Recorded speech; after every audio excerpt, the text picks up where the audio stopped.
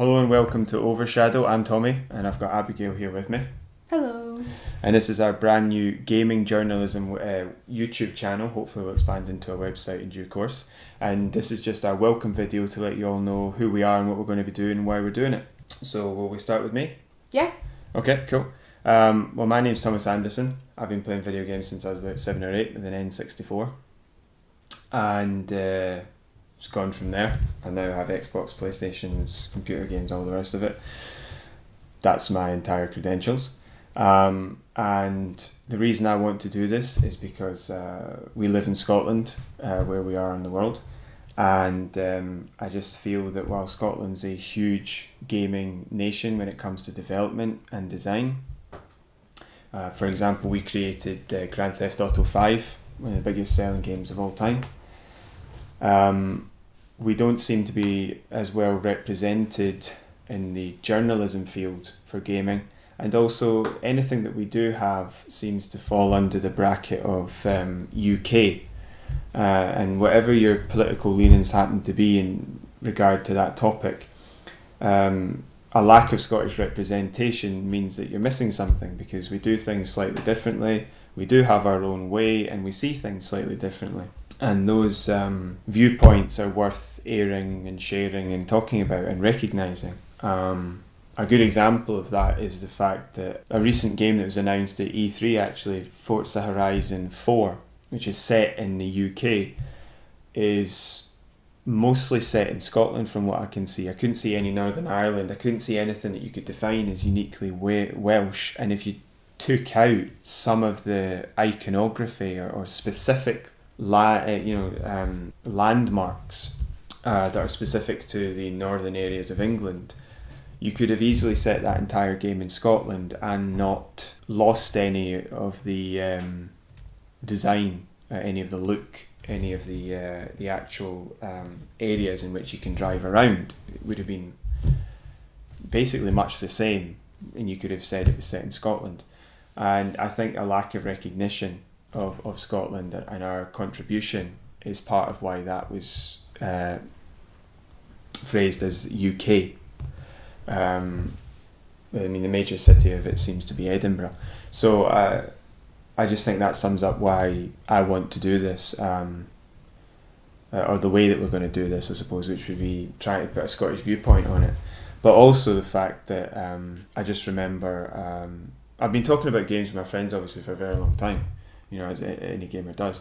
But I remember recently a friend of mine asked me a particular question about, and it wasn't my opinion on something or anything like that, it was just a case of if you were looking for, in this game it was the most amount of bang for your buck, as it were, which of these two games would you get, A or B?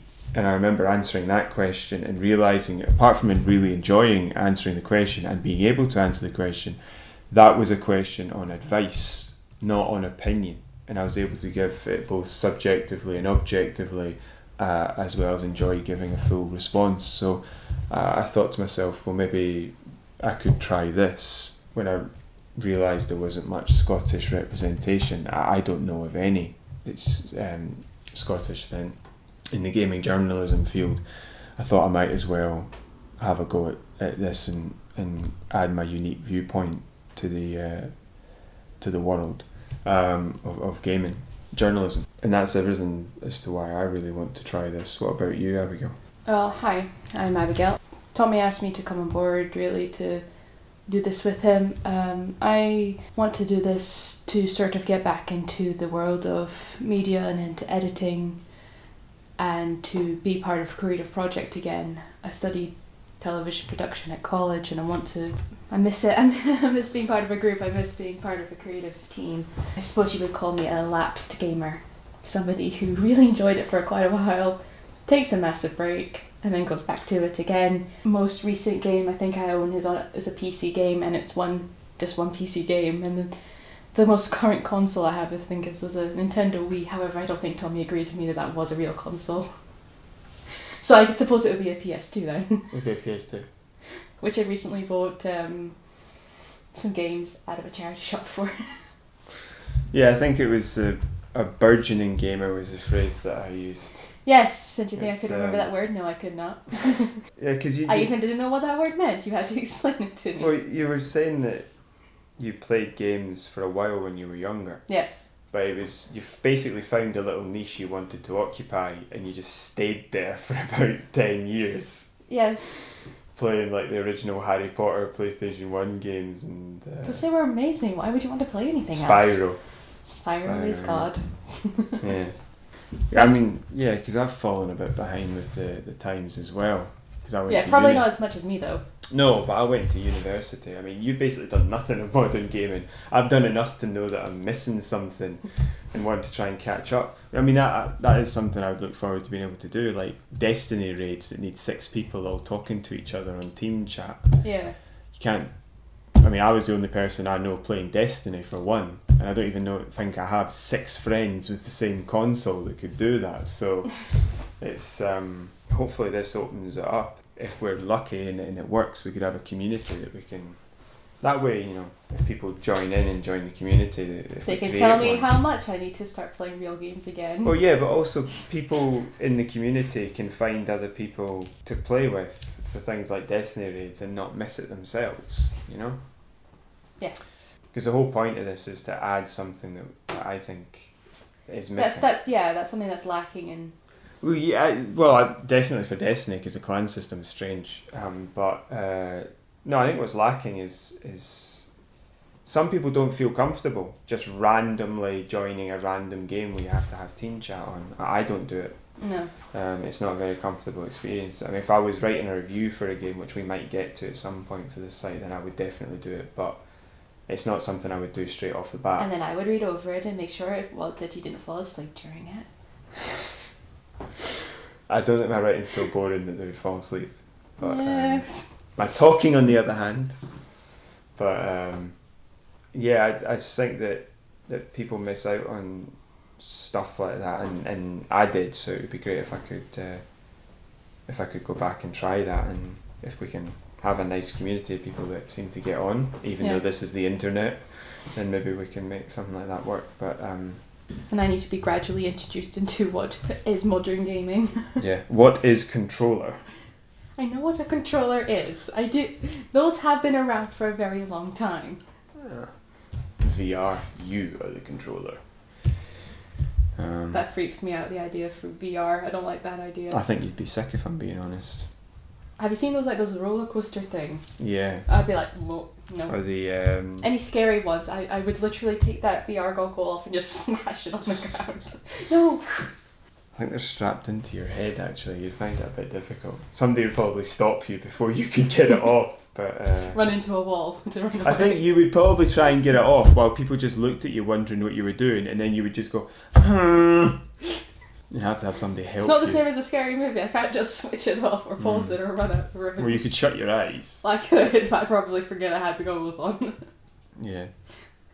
Put my hands over the goggles. Yeah.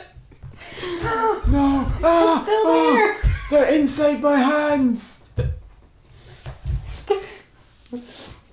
Yeah, so we've deviated a wee bit there, but the whole point, I think, is just that we want to add our unique viewpoint and experiences to the conversation, which we think... I think yours is going to be far more technical than mine is. Mine is going to be more creative. Well, that's fine, but it's just that our voices like ours aren't present in the field, so it would be very good to have them added. Yeah. That's really about it. Okay. So we hope that you're going to join us on this, should we call it a journey? Or is that too cliche? Life. Join us in life! The gaming life. That's too scary. So yeah, and hopefully the first Wednesday after this goes up, this welcoming recording goes up, you should be our first podcast called the Shadowcast going up on YouTube. If you're listening to this recently after we put it up, then that should be up shortly. If you're listening to this years later, then I really hope it went up shortly. Or this is just going to be something that's going to be on the internet forever and ever and ever, and no one's really going to pay attention to it. Of us making this grand plan and then nothing happening because we didn't bother recording the podcast. Much like most of my college work, which is up there and has literally only been viewed by the people that have made it. No. I think if we put up a podcast, we'll be successful. It's just whether or not we put up a podcast. That's what's going to be. He's aiming this at me because I'm literally the greatest procrastinator that has ever lived. Who is Scottish with an American accent. Who is at the middle trying to reorganise her sister's graduation party. Which is not being held in Los Angeles. So it's the being accent held in a barbecue. Is still not in a barbecue, at a barbecue. Oh man, right, that's it. That's Tommy's it. had We're enough done. of my voice. We're done. Stop. Goodbye. We hope to see you soon and forevermore. Bye.